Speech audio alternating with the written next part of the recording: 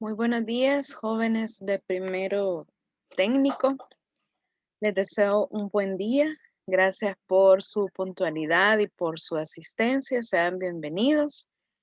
El día de ahora tenemos el desarrollo de nuestra guía, la guía que está alojada en la plataforma, exactamente la misma. Ya hemos terminado nuestras exposiciones, que son el primer 35 del tercer periodo, y el segundo 35 es el que están trabajando en el proyecto STEAM. Así que hicieron unas buenas infografías, unas buenas exposiciones, los felicito y espero que todos estén trabajando sin ningún inconveniente en la realización del proyecto. Ya saben que cualquier consulta que tengan, todos los maestros estamos para ayudarles, para orientarlos en la realización de ese proyecto, ya que involucra a varias materias. Esta es nuestra guía de este día y las indicaciones son siempre las mismas, que ustedes las cumplen al pie de la letra, así que gracias por eso. Y ya saben que siempre hay que hablar y hay que desarrollar un contenido socioemocional. El tema de hoy es el teatro del siglo XVII. A Tirso de Molina y Calderón de la Barca. Son los dos autores que vamos a conocer. Digamos que es un repaso, porque ya en las exposiciones los equipos hablaron de estos autores. Sin embargo, vamos a retomar algunas ideas expuestas y vamos a desarrollar ese contenido. ¿Cuál es el indicador de logro? ¿Qué queremos conseguir? Bueno, que identifiquemos las características más relevantes de ambos autores en lo que respecta a su teatro. Y nuestro contenido socioemocional que se comenzó a desarrollar el día de ayer es cuidar nuestro cerebro. Yo pienso en este cuido no únicamente de una forma física, digamos, sino también en el aspecto emocional. El cerebro es muy importante para nosotros, es el que nos dirige, es como nuestro timón, digamos, es el timón de nuestro cuerpo. Por lo tanto, debemos prestarle especial atención y cuidado. Estas recomendaciones que les estoy presentando acá, las encontré en, del doctor Diego Ruiz Moriana, que es el coordinador del Instituto de Neurología en Estados Unidos. Antes de hablar de estos consejos, quisiera compartirles un corto animado que con toda seguridad ustedes ya han visto, pero quisiera que en esta ocasión lo viéramos y pensáramos qué relación tiene con este contenido socioemocional, qué relación tiene con el cuidado de nuestro cerebro. Lo vamos a ver, lo vamos a escuchar y posteriormente vamos a comentar al respecto. Eh, no puedo grabarlo porque tiene derechos de autor, entonces vamos a detener la grabación para ver el corto animado y posteriormente hacemos los comentarios del mismo.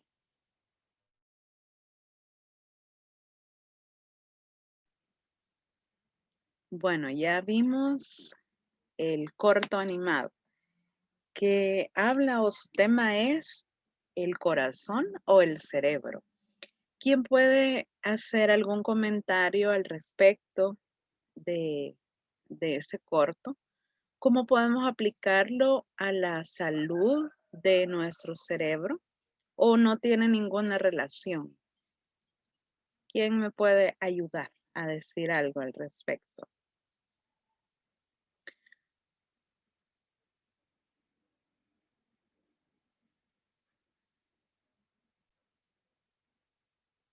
Por ejemplo, veíamos Paul, creo que se llama el protagonista, eh, lo vemos en algún momento que está triste o que está desanimado o decaído cuando está en su trabajo. ¿Por qué creen ustedes que se encontraba de esa manera? Según lo que interpretaron en el video. ¿Por qué estaba así, Paul?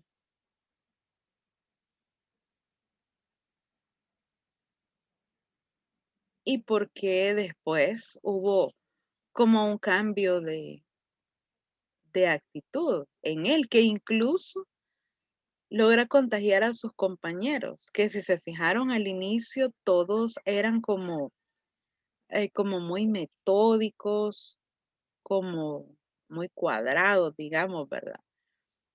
No se veía ninguna emoción en ninguno de ellos, simplemente estaban ahí trabajando y haciendo las cosas. Quizás no es el lugar donde querían estar, ¿verdad? Porque ni siquiera una sonrisa, ningún gesto de compañerismo, nada. Cada quien estaba haciendo su trabajo y punto. ¿Y qué pasaba con Paul?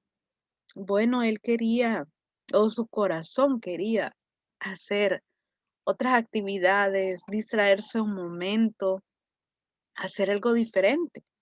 Pero el cerebro, que es el que nos ordena, ¿verdad? Nuestros movimientos, nuestras acciones, ¿qué le decía? No, hay que seguir una rutina, hay que regirse, ¿verdad? A la agenda que tenemos.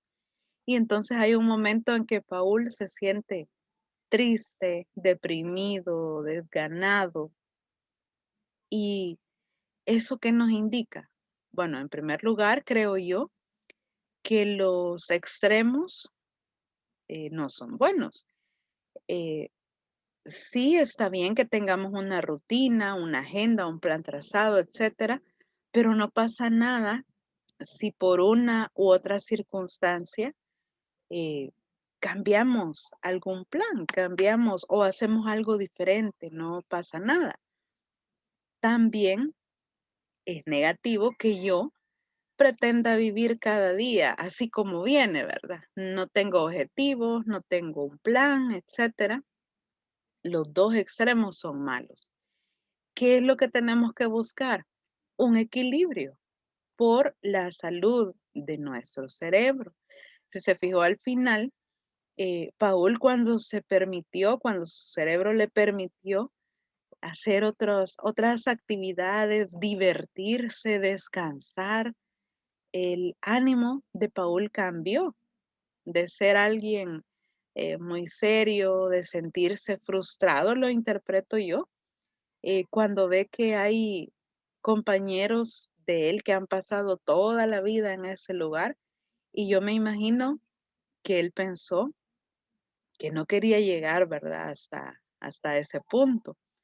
Entonces hay un cambio de actitud y logra contagiar a las demás personas. Creo que eso también es algo muy importante porque la forma en que yo desempeño, por ejemplo, mi trabajo o me desempeñe en mis clases, tiene mucho que ver con mi actitud y una buena actitud puede contagiar a las demás personas. Entonces, por eso me gustó ese corto y quise compartirlo, aunque les digo, yo me imagino que ya lo habían visto, solo que ahora quizás le dimos otro enfoque, ¿verdad? O una aplicación. Entre los consejos que les comentaba que encontré, tenemos, por ejemplo, el primero, no sufrir innecesariamente. No te oxides, la vida es como es. Yo sé que en el día a día a veces ocurren cosas positivas, cosas negativas, cosas que nos hacen felices, cosas que nos ponen tristes o nos hacen sufrir. Lo que tenemos que lograr, aunque es muy difícil, pero debemos lograrlo, es un equilibrio, tratar de aceptar las cosas que no queremos o las cosas tristes, realmente también son parte de la vida. Entonces creo que lo que debemos hacer por la salud de nuestro cerebro es tratar de aceptar todo aquello que no podemos cambiar. También dice que debemos descansar, intentar dormir una siesta. Yo sé que tal vez lo de la siesta está un poco complicado, ya que terminamos clases a las 2:45 y después con toda seguridad tienen alguna tarea que hacer, estudiar para algún laboratorio, etcétera. Pero creo que sí podemos tener un tiempo para descansar, simplemente cerrar los ojos, no pensar en nada, tratar de relajarnos unos momentos y darle un descanso a nuestro cerebro. Y en especial por las noches, tratar de dormir. ¿Cuánto es lo que recomiendan los médicos? Dice por lo menos dormir 8 horas. Y no sé si les preguntaría cuántas horas duermen. No sé realmente cuántos me dirían 8 o cerca de 8, ¿verdad? Pero a veces la juventud, más que todo, se desvela a veces innecesariamente y duermen 4 horas, 5 horas y el siguiente día andan bien, dicen ellos, ¿verdad? No me afecta el desvelo. Ahorita no le afecta porque está joven, tiene muchas energías, pero nuestro organismo, en este caso nuestro cerebro, cada vez se va desgastando, se va deteriorando. Entonces necesita descansar bien. Él cuida muy bien de nosotros, debemos nosotros cuidar de él. Dice también que debemos movernos, caminar, hacer un ejercicio, pero siempre con moderación. Recuerden, los extremos son malos. Comer lo necesario y, por supuesto, saludable, ¿verdad? Beber agua con frecuencia, practicar juegos que ejerciten nuestra memoria y nuestra concentración. Esos son nada más algunos consejos para tratar de mantener nuestro cerebro saludable, para tratar de que descanse, ¿verdad? Y siempre podamos estar en óptimas condiciones. A lo largo de la semana, sé que mis compañeros irán compartiendo más sobre este tema, que es muy interesante y muy importante, además, para cada uno de nosotros. Aquí tenemos el tema que vamos a desarrollar en esta mañana, el teatro del siglo XVII. Recuerde que esta es exactamente la guía que está en la plataforma para que usted pueda verla posteriormente y si tiene alguna pregunta pueda realizarla en la siguiente clase o en este momento también. Si usted tiene alguna duda, abra el micrófono y me pregunta.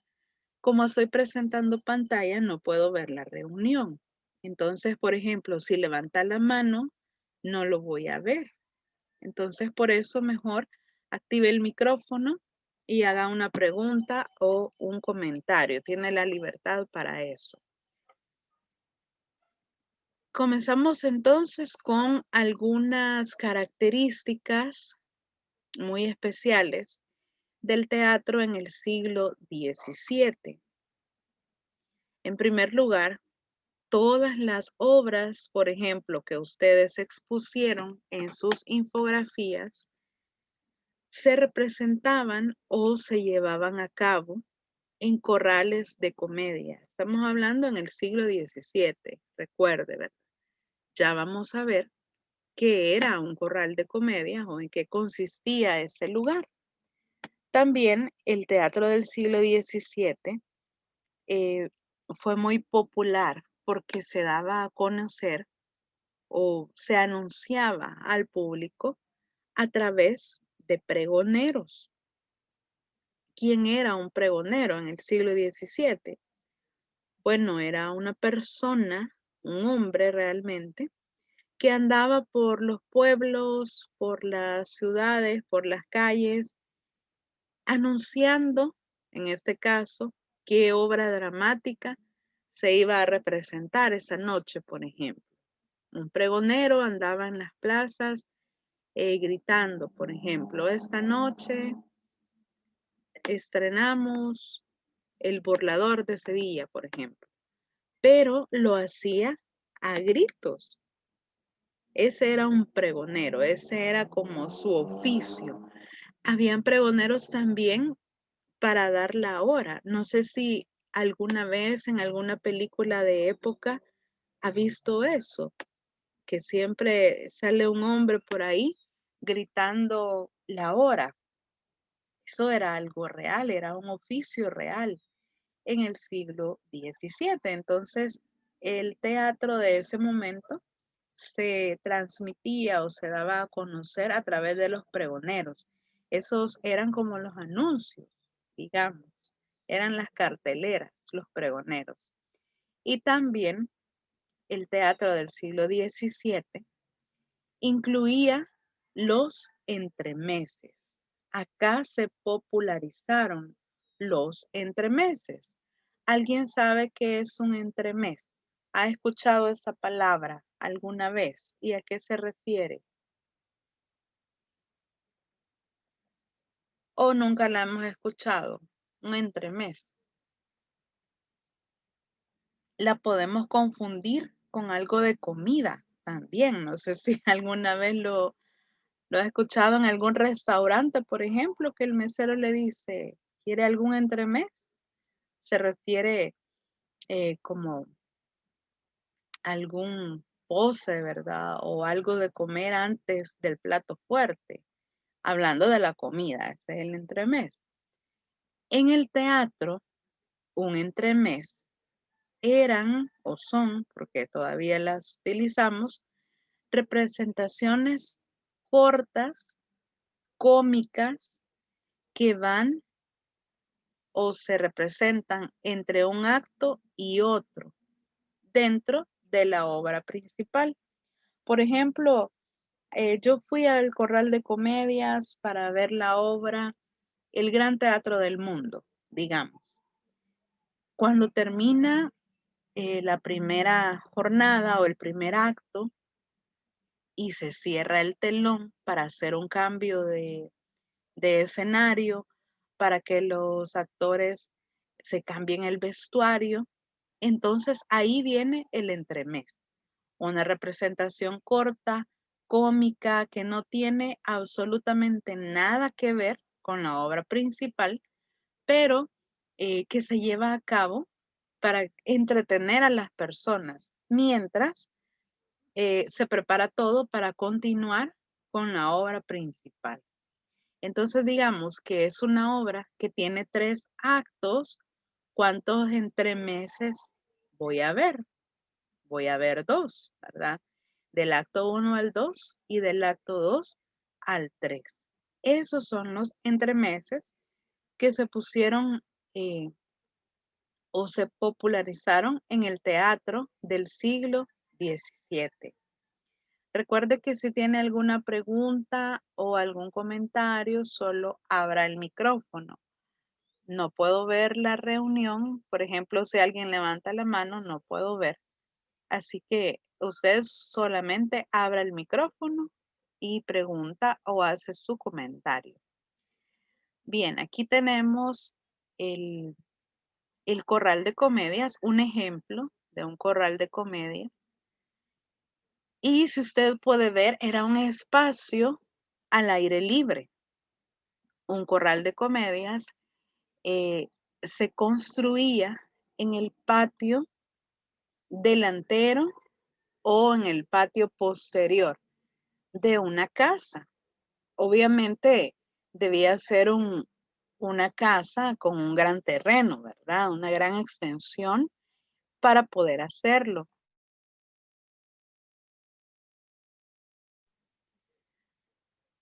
¿Y qué tenía de especial un corral de comedias? Bueno, en primer lugar, que era donde se llevaban a cabo las representaciones teatrales. Además que en este momento el teatro ya era para todas las personas o para todos los estratos sociales. En algún momento de la historia anterior al siglo XVII, el teatro era un lugar reservado para las personas cultas y para las personas de clase alta. Sin embargo, en el siglo XVII esto cambia y al teatro pueden ir clases altas, clases medias y clases bajas. Eso sí, no podían mezclarse, debían mantener esa separación o esa división, aunque al evento, digamos, podían asistir todos. Y la disposición es la que estamos viendo en ese momento. En el escenario, por supuesto, estaban los actores, ¿verdad? Las actrices que iban a representar la obra dramática. En los aposentos, acá arriba, en estas ventanitas, ¿quiénes se ubicaban ahí? Ahí se ubicaba el rey y la nobleza. Únicamente ellos podían estar ahí. ¿Quiénes estaban en el desván? Esta parte de acá, abajo del techito. Ahí se iban a colocar los religiosos, las personas cultas y las personas de categoría. ¿Quiénes eran las personas cultas? Bueno, todos aquellos, por ejemplo, intelectuales de la época, los escritores, los pintores, los artistas, todos ellos eran personas cultas y se ubicaban en el desván. Y también las personas de categoría eran aquellas que tenían una buena posición social, tenían un buen apellido, personas reconocidas de renombre, pero no tenían un linaje noble. Por eso no estaban en el aposento. Se ubicaban en el desván. En la cazuela, que es la parte frontal al escenario, acá, estaban las mujeres. Todas las mujeres estaban ahí. Por supuesto, las mujeres del pueblo, ¿verdad? Las de clase baja, porque las nobles estaban en los aposentos y si habían de categoría, estaban en el desván. Ahí estaban las mujeres. En este espacio de la cazuela había como un tablado, como unas bancas, digamos, donde las mujeres se sentaban para poder apreciar la representación. Y hasta atrás, atrás de la cazuela, siempre de pie, estaban los hombres y los mosqueteros. Recuerde, hombres de clase baja, ¿verdad? Los hombres del pueblo y los mosqueteros. Siempre había también un alguacil para mantener el orden, porque resulta que estos caballeros no llegaban precisamente a ver la representación. Llegaban a ver si encontraban a otro hombre con quien batirse en duelo o con quien hacer un duelo. Recuerde que en este periodo de la historia, en ese momento, era algo muy común. A veces lo hacían ni siquiera peleando realmente, sino como por diversión. O en alguna ocasión, tal vez algún comentario, una palabra maldicha, y algún hombre se sentía ofendido. ¿Cómo lo resolvían? Pues con un duelo. Esa era la situación de los hombres en el patio. Por eso siempre había un alguacil y ellos siempre estaban de pie, porque realmente no llegaban a ver la representación teatral, sino que sus intereses eran otros. Los corrales de comedia fueron como la primera forma de teatro, ¿verdad? Usted va, por ejemplo, hoy al Teatro Nacional, si se fija, en algo se parece la disposición, la forma, me refiero, la estructura. Claro que actualmente ya no importa de qué clase social soy, ¿verdad? Si yo pago mi entrada, me puedo ir a sentar donde yo quiera. No, no me van a preguntar o no me van a clasificar, ¿verdad? A qué clase social pertenezco. Incluso ni siquiera hay reglamentariamente un código de vestimenta, por ejemplo, aunque claro, es parte de mi cultura y de mi educación que si yo voy a ir a un teatro, sé que no voy a ir en shorts, ¿verdad? En camisetas, sandalias.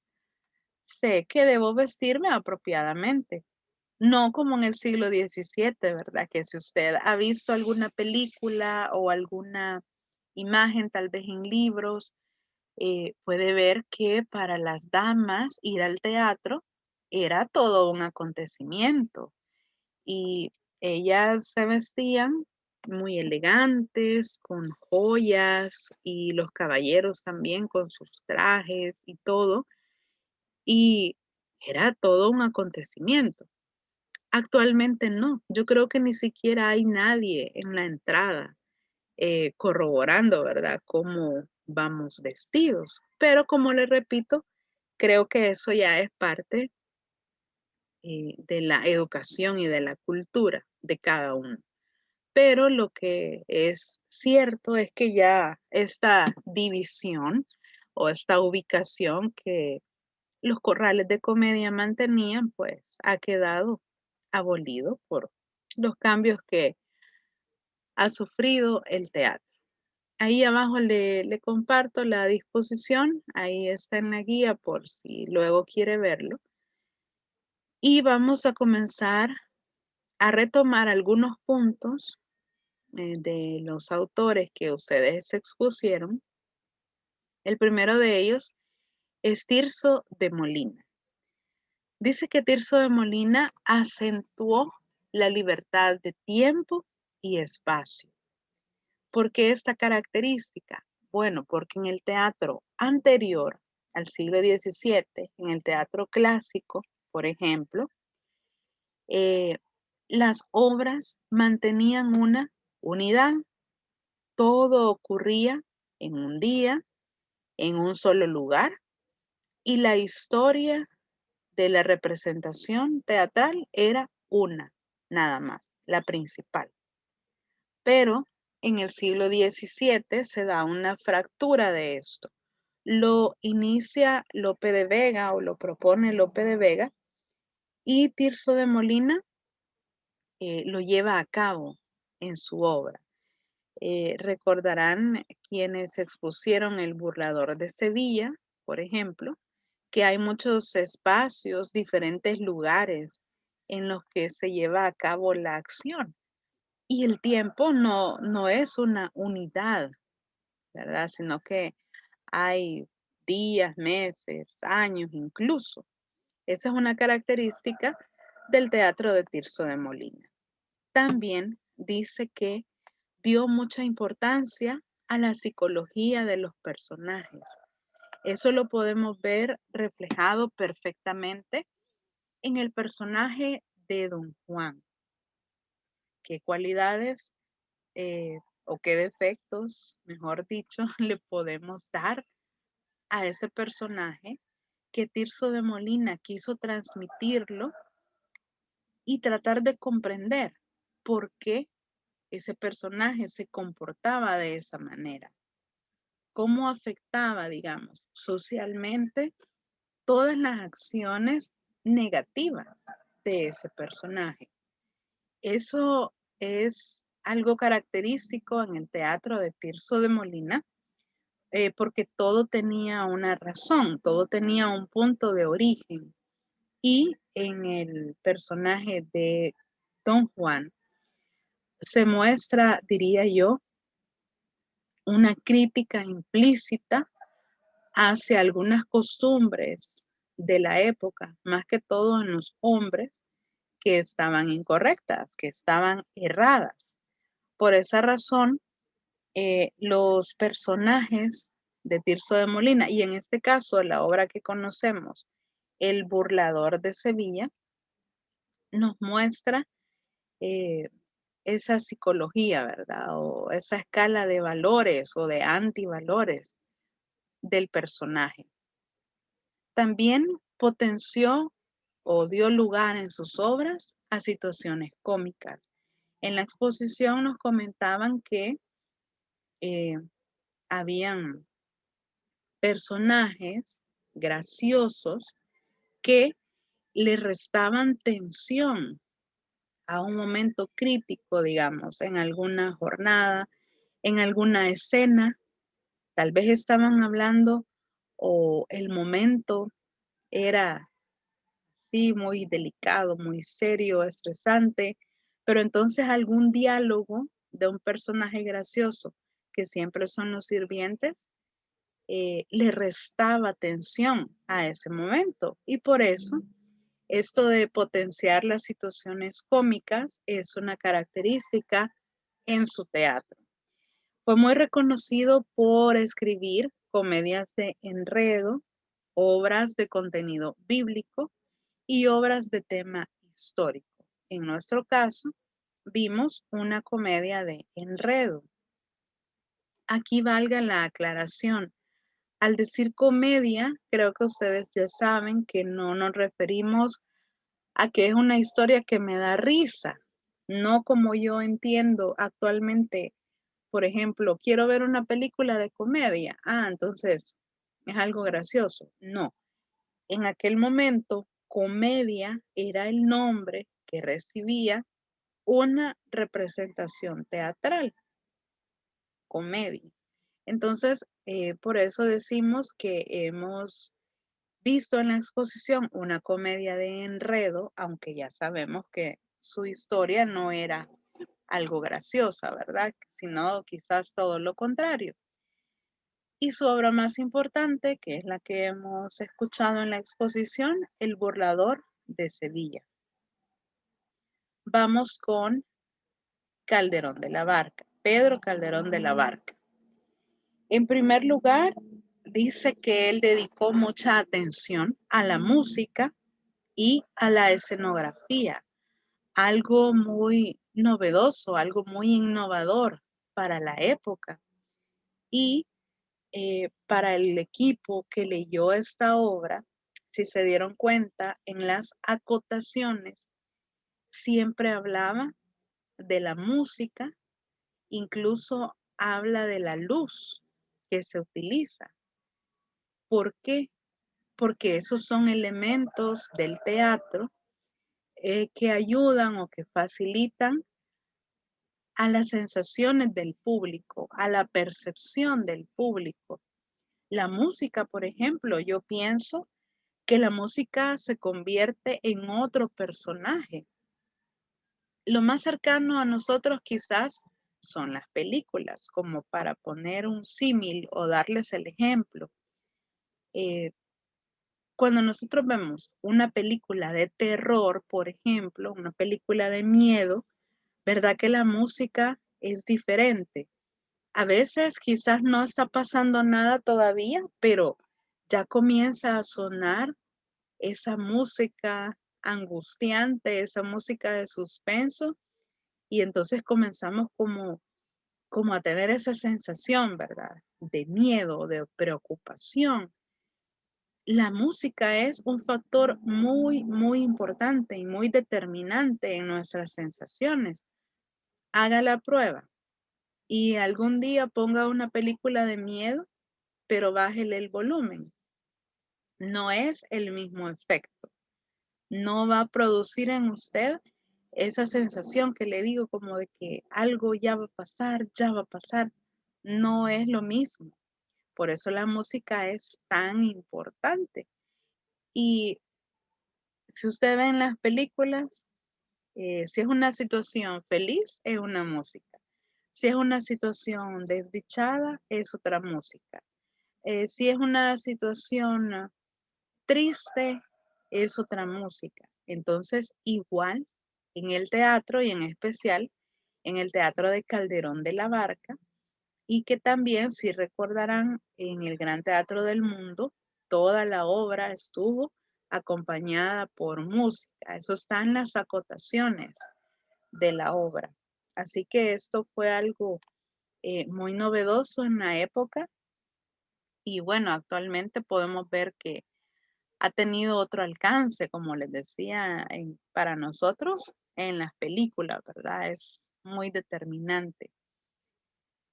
Él fue muy reconocido por escribir dramas, comedias y autos sacramentales. En nuestro caso, el Gran Teatro del Mundo fue un auto sacramental, ¿verdad? Ya nos explicaban en la exposición que un auto sacramental era la representación de una obra dramática, pero que tenía cierto contenido bíblico y cierto contenido alegórico. También los personajes de Calderón de la Barca se convirtieron en el símbolo de los grandes problemas de los seres humanos. Si ustedes pudieron identificar los personajes del Gran Teatro del Mundo, qué defectos ellos mostraban. que lastimosamente tenemos hasta el día de hoy, 4 siglos después, y podemos identificar esos mismos defectos. Por ejemplo, teníamos a un personaje avaro, a un personaje eh, superficial que se interesaba más en la apariencia, a un personaje, por ejemplo, que era inconforme con lo que tenía, siempre se quejaba, etcétera, ¿verdad? Un personaje que pensaba que por tener un título, dinero, una corona, valía más que los otros y quería ver de menos a las otras personas. Creo que nada de esto es ajeno a nuestros días. Siempre hay personas interesadas, siempre hay personas eh, inconformes, siempre hay personas soberbias, siempre, ¿verdad? Todos los personajes del gran teatro del mundo, creo que podemos encontrarlos actualmente. ¿Cuál era la idea de mostrarlos en esa representación teatral? Precisamente tratar de que las personas vieran reflejados esos defectos y tal vez lograr un cambio de actitud. Una gran enseñanza de la obra es que al momento de la muerte todos somos iguales. No importa si en la vida fue el rico o fue el pobre, todos van a ser iguales al momento de la muerte. Recuerda en la obra cuando nos compartían la exposición, dijeron que cuando todos iban saliendo por la puerta y les iban quitando los utensilios, digamos, que les dieron para hacer su papel, todos quedaban iguales, ¿verdad? Y eso simboliza el momento de la muerte. Lastimosamente creo que hemos podido ver en las noticias, por ejemplo, personas que fallecen y a veces son personas reconocidas socialmente, son personas que sabemos que son de buenas familias, de buenos apellidos, que si murieron no es porque no tenían para pagar un hospital, el mejor del país, no es por eso, ¿verdad? Sino que ahí podemos comprobar también que el dinero no lo compra todo y que la salud realmente es un regalo de Dios que debemos apreciar. Entonces, una de las grandes enseñanzas del Gran Teatro del Mundo precisamente es esa, que a la hora de la muerte todos somos iguales. También dice que Calderón de la Barca combinó lo culto y lo popular, hablando, por ejemplo, en los diálogos de los personajes. ¿Qué personajes iban a ser cultos? La nobleza, ¿verdad? Los reyes. Personajes populares, los sirvientes, los criados o las personas del pueblo y de clase baja. También hay una lucha entre la razón y el sentimiento. Me dejo llevar por mis emociones, por mi corazón o practico, ¿verdad? El pensamiento racional, analizo qué es lo mejor. Casi siempre esos dos aspectos en nosotros están en contradicción, ¿verdad? O el cerebro o el corazón, así como lo veíamos en el corto. Pero qué bonito es cuando se logra un conjunto, cuando se logra que estos vayan de la mano. Por ejemplo, en la obra La vida es sueño, podemos encontrar estas características o esta lucha entre la razón y el sentimiento en Basilio, por ejemplo. Quizás al inicio él se dejó llevar por un impulso y por un sentimiento, no lo pensó bien. Se dejó llevar por un oráculo, por algo que vio en las estrellas y mandó a encerrar a su hijo. Años después lo pensó, ¿verdad? Lo razonó y dijo, vamos a darle la oportunidad a ver cómo se comporta. Ahí podemos ver como esa lucha en el personaje. Podemos ver también o lo apreciamos ese contraste en Clotaldo. Cuando se da cuenta que Rosaura es su hija, vino la lucha entre la razón y el sentimiento, o la protegía y no la entregaba al rey porque era su hija, o razonaba y recordaba quién era él y a quién le debía lealtad. Y podemos ver que en el caso de Clotaldo, pues él no se dejó llevar por el sentimiento, ¿verdad? Que hubo un conflicto, sí, pero al final se mantuvo eh, con su lealtad hacia el rey. Y aquí tenemos las obras más importantes de las que hemos estado hablando y escuchamos las exposiciones, el Gran Teatro del Mundo y La vida es sueño. Recuerde que si tiene alguna pregunta, algún comentario, solo abra el micrófono y puede hacerlo, no hay ningún problema.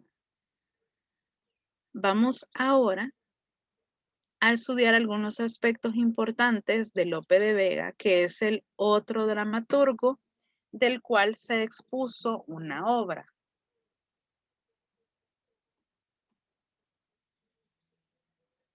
¿Qué es lo más importante en el teatro de Lope de Vega? Se los mencionaba hace un momento, cuando empezaba el desarrollo. Lope de Vega hizo algunos cambios al teatro que en un inicio fue muy criticado porque quebrantó totalmente las normas del teatro clásico. A ese conjunto de normas que él quebrantó o que él modificó, se le llamó comedia nueva. El conjunto de cosas o de reglas que él quebrantó para hacer una nueva fórmula teatral, recibió el nombre de comedia nueva y tenía estas características. Ya les hablaba de la primera. Quebrantó las unidades de acción, de lugar y de tiempo. Quiere decir que en la comedia nueva y en el teatro del siglo XVII yo podía encontrar siempre una historia principal, que sería la de los protagonistas, pero también historias pequeñas que serían de los personajes secundarios, por ejemplo. Cada personaje iba a tener su propia historia, que en algún momento iba a coincidir con la historia principal, pero ya no era de que solo era la historia de los protagonistas y ya, eso cambió. También quebrantó la unidad de lugar. Claro, si va a durar más de un día, lógicamente los escenarios van a ser distintos. Ya no digamos si la historia dura años, ¿verdad? Lógicamente los lugares van a ser distintos. También se mezcló lo cómico y lo trágico. Eso ya lo veíamos en Tirso de Molina, por ejemplo, que en un momento de tensión puede haber un diálogo de un gracioso y aquí tenemos esa mezcla, ¿verdad? De la comedia y la tragedia.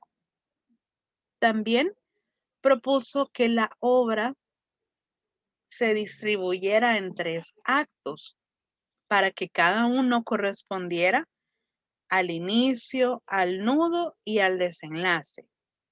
Y esto no era así antes. No, no era así.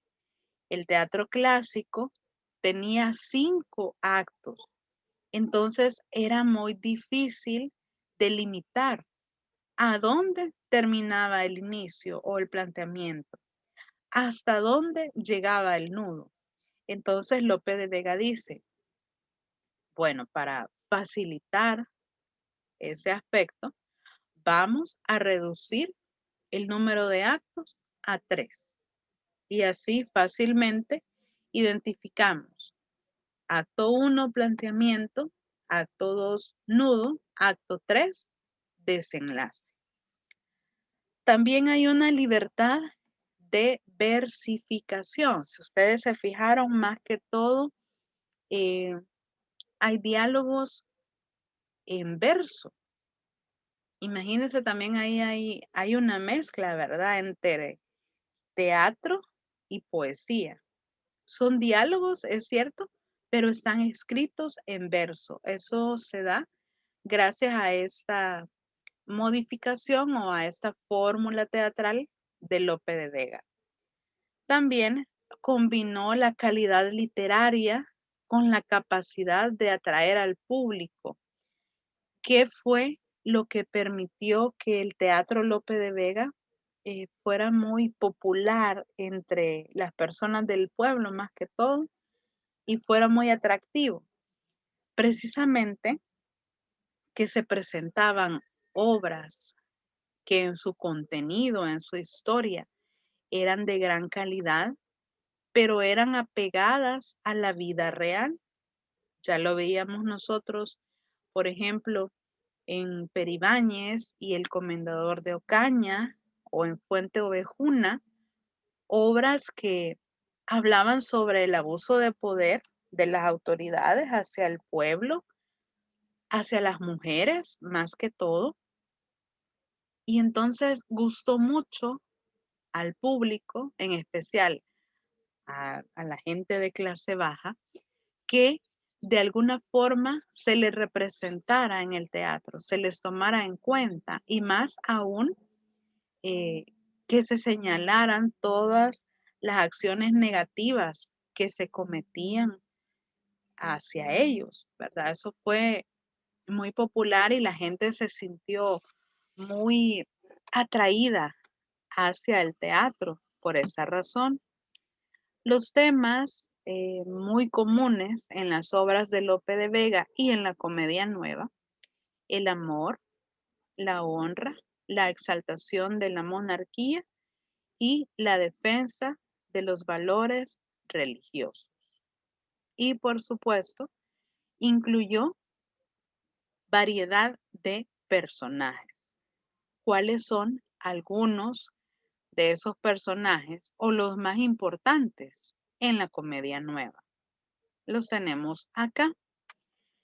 En primer lugar, el rey, que puede ser representado de dos tipos.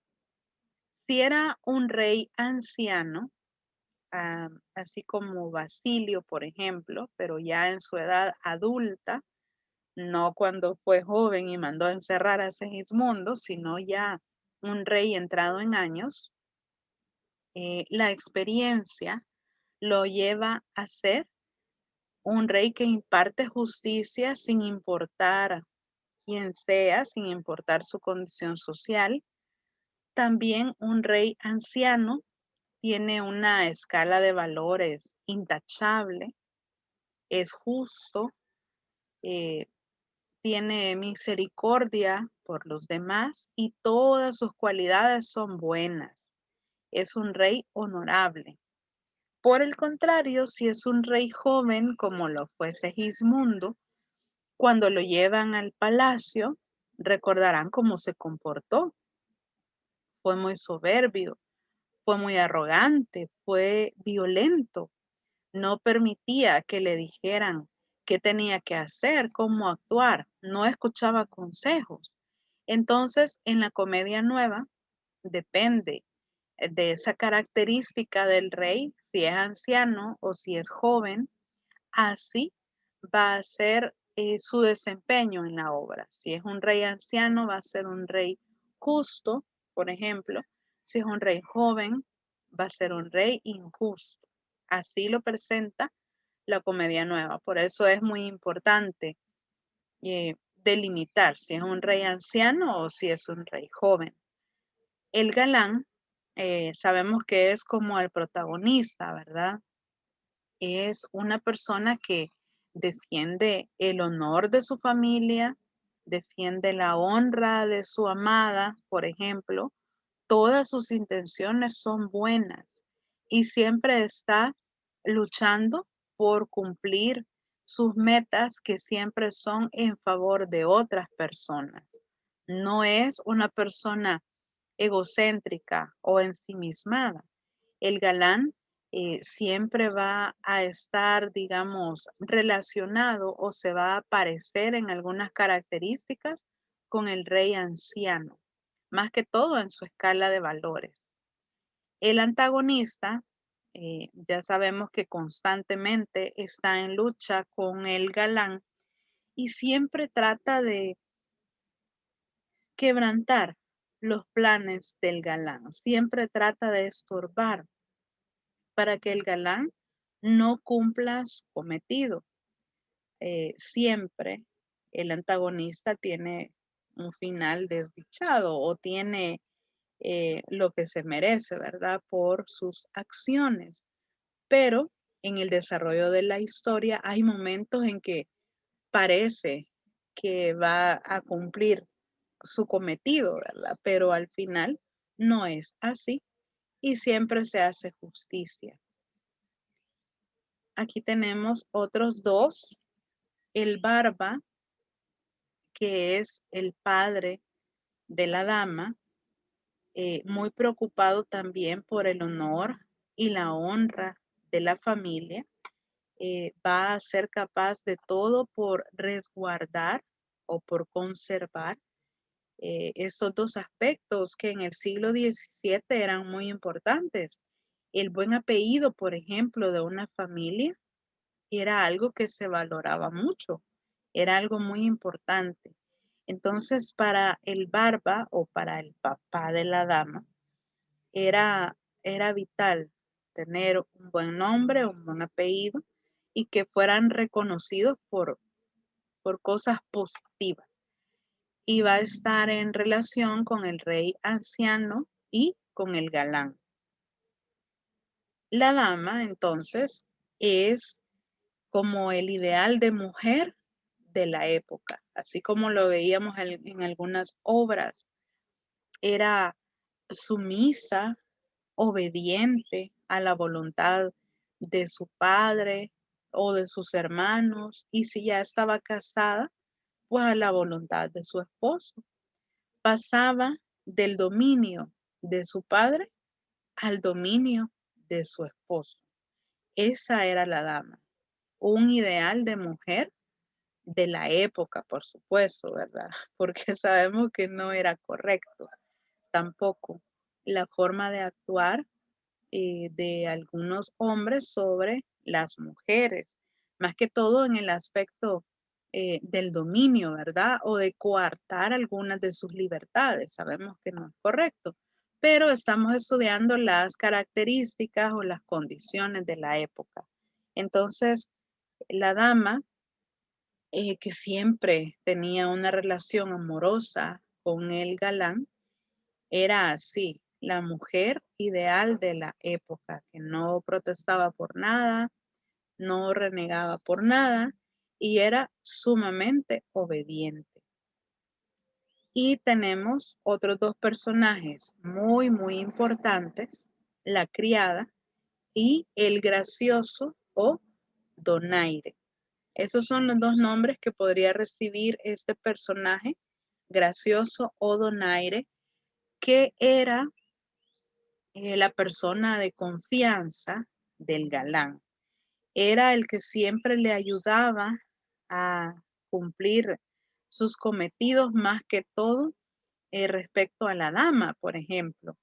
Si por alguna razón la dama y el galán no podían tener un acercamiento romántico, ya sea porque las familias lo impedían o algo por el estilo, que era lo que casi siempre ocurría, el gracioso ayudaba, ¿verdad?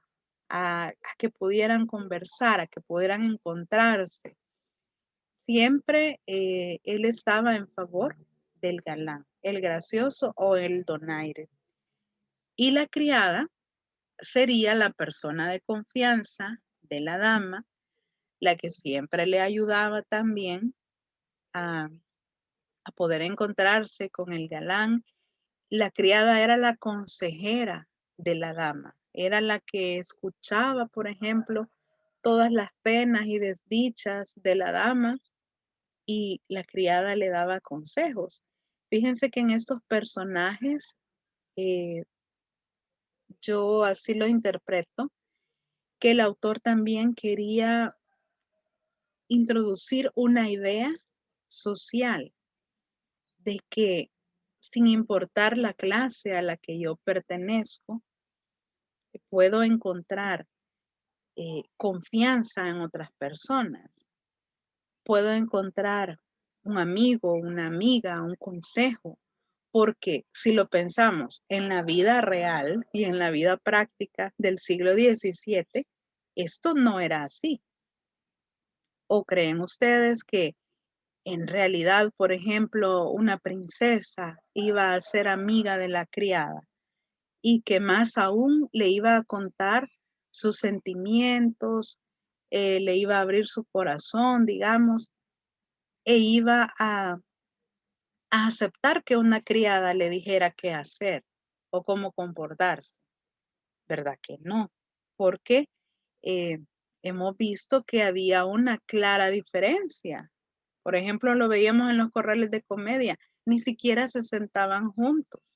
Entonces es irreal que en aquel momento fueran a ser amigos, ¿verdad? O a contarse intimidades o a permitir que un criado o que un sirviente diera un consejo a alguien de la nobleza. Eso era irreal. Pero eh, yo lo interpreto así, como que eh, llevaba un objetivo de un cambio de mentalidad, que al final todos somos iguales, ¿verdad? Y que alguien, por ejemplo, de la nobleza y de la servidumbre, sí podían tener cosas en común y sí podían establecer una relación de amistad. Así lo entiendo yo. Porque si ustedes se fijan en las obras que leyeron y que nos expusieron, cuando era el caso así, que habían damas y criadas, se ve como que son muy amigas, como que son amigas íntimas. Y siempre la criada le colabora a la dama y la dama le tiene una gran confianza. Igual el gracioso y el donaire. Entonces, por esa razón yo interpreto que ahí hubo también esa intención, ¿verdad? De cambiar un poco la mentalidad y que pues con el tiempo se ha logrado, ¿verdad? Se logró. Y con esto pasamos a Arte Nuevo de Hacer Comedias, que es una obra de 389 versos, donde Lope de Vega escribe todas estas recomendaciones para la nueva fórmula teatral y se llama así esa obra, Arte Nuevo de Hacer Comedias. ¿Por qué es un arte nuevo? Porque está dando otras recomendaciones, una forma distinta de hacer el teatro. Claro, al inicio no fue como muy aceptado, ¿verdad? Porque estaba cambiando las normas del teatro clásico, pero con el tiempo sí fue reconocido e incluso hasta el día de hoy se mantienen esta fórmula teatral. Y aquí le he compartido unos fragmentos de esa obra, Arte Nuevo de Hacer Comedias, para que podamos tener una idea de qué cosas él recomendaba en su fórmula teatral. Ya veíamos, por ejemplo, este de acá, donde dice en el acto primero ponga el caso, en el segundo enlace los sucesos, de suerte que hasta el medio del tercero apenas juzgue nadie en lo que para. Esto ya lo habíamos visto, que él decía, hay que reducir el número de actos de 5 a 3. Y además aquí le añade de que el final sea inesperado, que sea sorpresivo, que nadie pueda predecirlo, ¿verdad? Para que guste más al público. También veíamos cuando hablábamos de los entremeses. Aquí está recomendando quede muy pocas veces el teatro sin persona que hable, porque el vulgo en aquellas distancias se inquieta y gran rato la fábula se alarga. Aquí se refiere a los entremeses, que no se quede el teatro sin una representación para que las personas no pierdan el interés. El tercero, los casos de la honra son mejores porque mueven con fuerza a toda gente. Lo hablábamos con el abuso de poder, ¿verdad? Por ejemplo, les está recomendando tomar ese tema, la honra, porque la gente se siente identificada y al sentirse identificada va a querer asistir al teatro. Y la última dice que yo escribo por el arte que inventaron los que el vulgar aplauso pretendieron, porque como las paga el vulgo, es justo hablarle en necio para darle gusto. En este caso, vulgar aplauso se refiere a las ovaciones o al reconocimiento de la gente del pueblo. Vulgar viene de vulgo, del pueblo.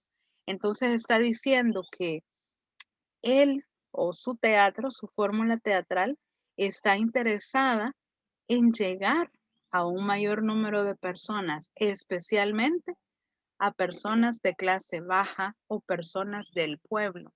Y por eso se interesa en hacer un teatro sencillo y con temas de la vida cotidiana para que las personas del vulgo o del pueblo se acerquen al teatro. Y con eso termino el desarrollo de la guía. Por acá le he compartido algunos links que hablan sobre las obras que expusieron. No están todas, falta una, pero ahí les comparto para que si ustedes pueden verlos, sería muy bueno. No sé si hay alguna pregunta o algún comentario. Pueden hacerlo en este momento. No hay ningún problema. Recordarles que la próxima semana se entrega el proyecto STEAM, que es muy importante que trabajen en equipo, todos por igual. La comunicación es sumamente importante para que ese trabajo, ese proyecto sea un éxito, ¿verdad? Que estoy segura que así va a ser. Si en algún momento tienen alguna duda, necesitan una orientación, por favor hay que comunicarlo con cualquiera de los maestros que estamos involucrados en el proyecto, porque todos estamos en la disposición, ¿verdad?, de ayudarles. Sabemos que al ser algo nuevo, pues representa un reto, pero también sabemos que tienen toda la capacidad para hacer un excelente trabajo. Entonces, ya la próxima semana se entrega. La próxima semana también es la feria técnica, que desde ya les deseo éxitos. Sé que les va a salir muy bien. Ya tuvieron la experiencia del Festival Español, ya tuvieron la experiencia del Festival de Inglés y se han desempeñado muy bien, y estoy segura que lo van a hacer todavía mejor en la feria técnica, que ya es algo propio de ustedes, digamos, porque en los otros dos festivales que le acabo de mencionar es todo el colegio, ¿verdad? Por igual. Sin embargo, perdón, la feria técnica ya es propia, ¿verdad? De ustedes, de todas las secciones de contador y electrónica, de primero, segundo y tercero. Por lo tanto, va a ser una actividad muy especial. Así que yo sé que esta semana y la mitad de la próxima quizás será momentos o días de tensión para ustedes, de mucho trabajo. No sé cómo irán en sus proyectos, ya de sus materias técnicas, pero lo que quiero reiterarles, chicos, es que cuenten con el apoyo de todos nosotros, aún de los profesores que no somos de materias técnicas. Lo que necesiten, estamos para ayudarles. Solo necesitamos que lo digan, ¿verdad? Que lo expresen, por favor, para poder ayudarles, darles alguna orientación que necesiten y todo encaminado a que el próximo viernes sea un éxito, que yo estoy segura que así va a ser. Así que desde ya les deseo lo mejor. Sé que va a ser una actividad de éxito, así que espero que la disfruten también. Tal vez ahorita estén un poquito estresados con mucho trabajo, pero verán que el próximo viernes van a disfrutar y se van a sentir muy felices al ver ya su trabajo realizado, ¿verdad? Al ver ya el producto final. Se van a sentir muy bien con eso. Así que mucho ánimo, chicos. Ya falta poco a ponerle todas las ganas para que eso salga súper bien. Bueno, llegamos hasta acá, chicos. Ya es hora de hacer el cambio de clase ya en unos minutos. Llegamos hasta acá. Fue un gusto, como siempre, estar con ustedes en la clase. Cuídense mucho y nos escuchamos primero Dios el próximo martes. Les deseo un feliz día y una feliz semana.